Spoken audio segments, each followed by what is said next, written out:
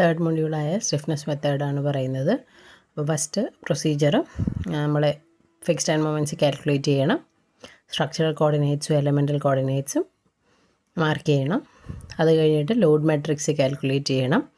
Elemental stiffness matrix K calculate ചെയ്യണം.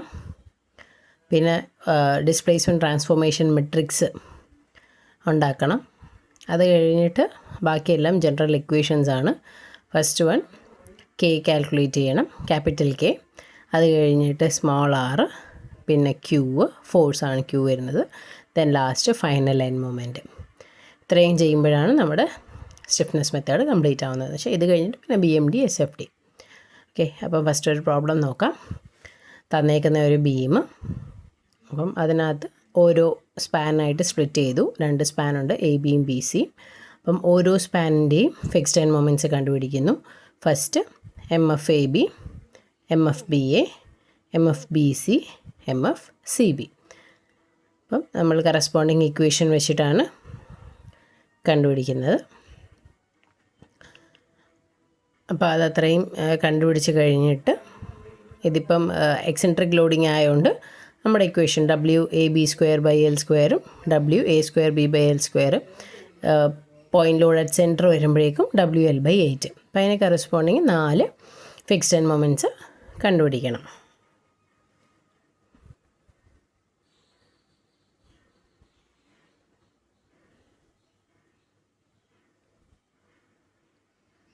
അത് കഴിഞ്ഞിട്ട് പിന്നെ നമുക്ക് കണ്ടുപിടിക്കേണ്ടത് സ്ട്രക്ചറൽ കോർഡിനേറ്റ്സ് ആണ് കണ്ടുപിടിക്കുന്നത്. സ്ട്രക്ചറൽ കോർഡിനേറ്റ്സ് എന്ന് ഉദ്ദേശിക്കുന്നത് നമ്മൾക്ക് എത്ര ഡിഗ്രി ഓഫ് ഫ്രീഡം ഉണ്ടോ അതിന് corresponding R1 R2 etcetera mark ചെയ്യുന്നത്. ഡിഗ്രി ഓഫ് ഫ്രീഡം എന്ന് പറയുമ്പോഴേക്കും പോസിബിളായിട്ടുള്ള റിയാക്ഷനാണ് ഡിഗ്രി ഓഫ് ഫ്രീഡം വരുന്നത്.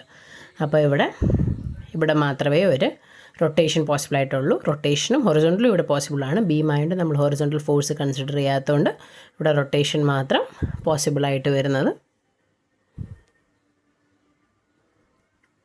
അപ്പം ആ പോസിബിളായിട്ടുള്ള റൊട്ടേഷൻ നമ്മളിവിടെ R1 ആയിട്ട് മാർക്ക് ചെയ്ത്, അത് കഴിഞ്ഞിട്ട് ഫ്ലെക്സിബിലിറ്റി മെത്തേഡിൽ പഠിച്ച പോലെ തന്നെ എത്ര സ്പാൻ ഉണ്ടോ ഓരോ സ്പാനിലും ഈ 2 എലമെൻ്റൽ കോർഡിനേറ്റ്സ് മാർക്ക് ചെയ്യുന്നു, 1 2 3 4 എക്സെട്ര.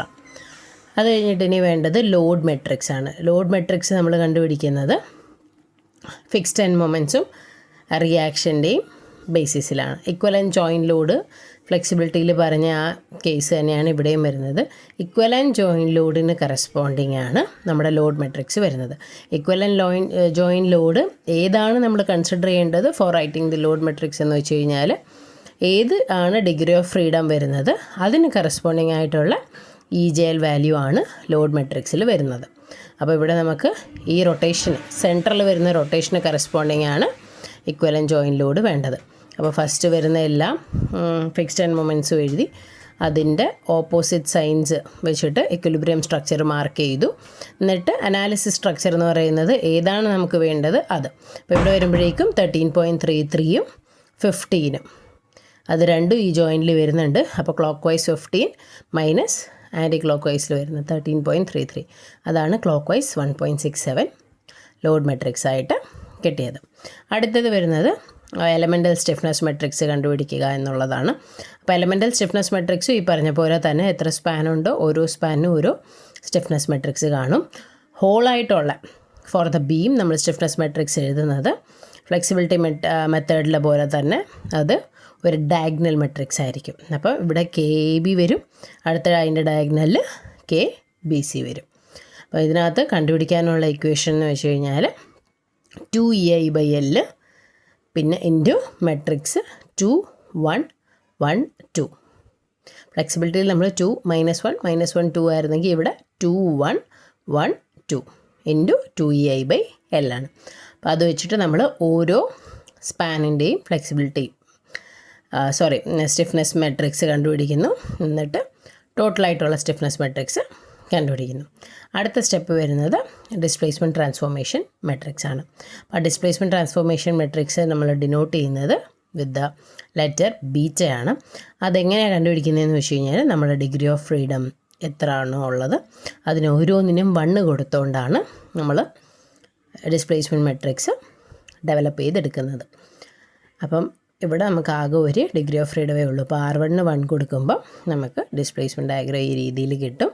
അപ്പോൾ ഫസ്റ്റ് 0 ആയിരിക്കും, ഇവിടെ വരുമ്പം 1, ഇവിടെ വരുമ്പോഴും 1, ഇവിടെ വരുമ്പം 0.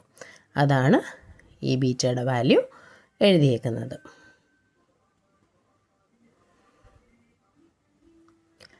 ഇനി ബീറ്റ കിട്ടിക്കഴിഞ്ഞാൽ ബാക്കിയെല്ലാം ജനറൽ ഇക്വേഷൻസ് ആണ്. K is equal to beta transpose K, stiffness K into beta. അപ്പം ബീറ്റ ട്രാൻസ്പോസ്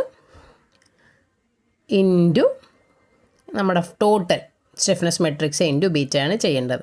ഇവിടെ ഫസ്റ്റ് K ഇൻറ്റു ബീറ്റ അങ്ങ് ചെയ്തിട്ടാണ് നമ്മുടെ ബീറ്റ വെച്ചിട്ട് മൾട്ടിപ്ലൈ ചെയ്തേക്കുന്നത്. നിങ്ങൾക്ക് ഒന്നിച്ച് എഴുതിയിട്ട് വേണേലും നമുക്ക് മൾട്ടിപ്ലൈ ചെയ്ത് എഴുതാം. ഫൈനൽ ആ EI അങ്ങനെ തന്നെ ഇട്ടേക്കുക. ഇനിയിപ്പോൾ EIയുടെ വാല്യൂ തന്നിട്ടുണ്ടെങ്കിലും അത് ലാസ്റ്റ് സബ്സ്റ്റിറ്റ്യൂട്ട് ചെയ്യാവും. അതുവരെ EI SH ഇടുക, കാരണം ക്യാൻസലായി പോകുന്നിടം ഉണ്ടെങ്കിൽ അത് ക്യാൻസലായി പോകും. പിന്നെ അടുത്ത ഇക്വേഷൻ ആയിരുന്നു R is equal to K inverse P. അപ്പോൾ ഇവിടെ കിട്ടിയ Kയുടെ inverse into load matrix P ചെയ്യുമ്പോൾ നമുക്ക് സ്മോൾ r കിട്ടും.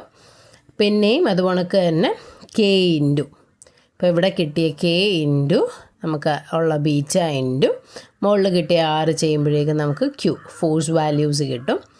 എന്നിട്ട് ആ ഓരോ ഫോഴ്സ് വാല്യൂ പ്ലസ് FEM ചെയ്യുമ്പോൾ നമുക്ക് ഫൈനൽ മൊമെൻറ്റ്സ് കിട്ടും. ഈ ഫൈനൽ മൊമെൻറ്റ്സിൻ്റെ കറസ്പോണ്ടിങ് ആണ് നമ്മൾ ബെൻഡിങ് മൊമെൻറ്റ് ഡയഗ്രാം വരയ്ക്കുന്നത്. അപ്പോൾ ഫസ്റ്റ് വൺ -6.36 ആയിരുന്നു. അപ്പം A ടു Bയിലോട്ട് വെച്ചിട്ട് മൈനസ് ആയതുകൊണ്ട് തന്നെ ആൻറ്റി ക്ലോക്ക് വൈസ് ഡയറക്ഷനിൽ -6.33 മാർക്ക് ചെയ്തു. അടുത്തത് BAയുടെ ആണ്. അപ്പോൾ B ടു Aയിലോട്ട് വെച്ച് ക്ലോക്ക് വൈസ് ഡയറക്ഷനിലായതുകൊണ്ട് തന്നെ ക്ലോക്ക് വൈസ് ഇങ്ങോട്ട് റൊട്ടേറ്റ് ചെയ്ത് 13.99 മാർക്ക് ചെയ്യുന്നു. അതുപോലെ തന്നെ BCയിലെ ആൻറ്റി ക്ലോക്ക് വൈസ് 13.99ഉം CBയിലെ ക്ലോക്ക് വൈസ് 15.51 മാർക്ക് ചെയ്തു. ഇവിടെ നമുക്ക് നോട്ട് ചെയ്യാൻ പറ്റുന്നത് നമ്മൾ ചെയ്തത് കറക്റ്റാണെന്നറിയാൻ MBAയും MBCയുടെയും സമ്മേഷൻ എന്ന് പറയുന്നത് =0 ആണ്, by considering the equilibrium condition. അപ്പോൾ നമ്മൾ ചെയ്തു വന്നത് കറക്റ്റാണെന്ന് നമുക്ക് റെക്കഗ്നൈസ് ചെയ്യാം. നിങ്ങൾ മൊമെൻറ്റ് ഡിസ്ട്രിബ്യൂഷൻ മെത്തേഡിലൊക്കെ ചെയ്തപ്പോഴും നമ്മൾ അങ്ങനെയായിരുന്നു നോക്കാറുള്ളത്. കോമൺ ജോയിൻസിൻ്റെ members summation should be equal to 0. ഇനി നമ്മുടെ ഈ ഫൈനൽ മൊമെൻറ്റ്സ് മാത്രമല്ല ബെൻഡിങ് മൊമെൻറ്റ് ഡയഗ്രത്തിൽ വരുന്നത്, കൂടെ എന്തുകൂടി വരും, തന്നേക്കുന്ന എക്സ്റ്റേണൽ ലോഡിന് കറസ്പോണ്ടിങ് ആയിട്ടുള്ള ബെൻഡിങ് മൊമെൻറ്റ് കൂടി വരും. ഇത് WAB/L ഇത് WL/4. അപ്പം ആ രണ്ട് വാല്യൂസും നിങ്ങൾ പ്ലോട്ട് ചെയ്യണം. എന്നിട്ട് നമ്മൾ ഷെയ്ഡ് ചെയ്യണം. ഷെയ്ഡ് ചെയ്യേണ്ടത് കോമൺ അല്ലാത്ത പോർഷൻസ് വേണം നിങ്ങൾ ഷെയ്ഡ് ചെയ്യാൻ. ഇത്രയാണ് ബെൻഡിങ് മൊമെൻറ്റ് ഡയഗ്രാം വരുന്നതും സ്റ്റിഫ്നെസ്സിൻ്റെ പ്രോബ്ലംസ് ഫോർ ബീംസ്.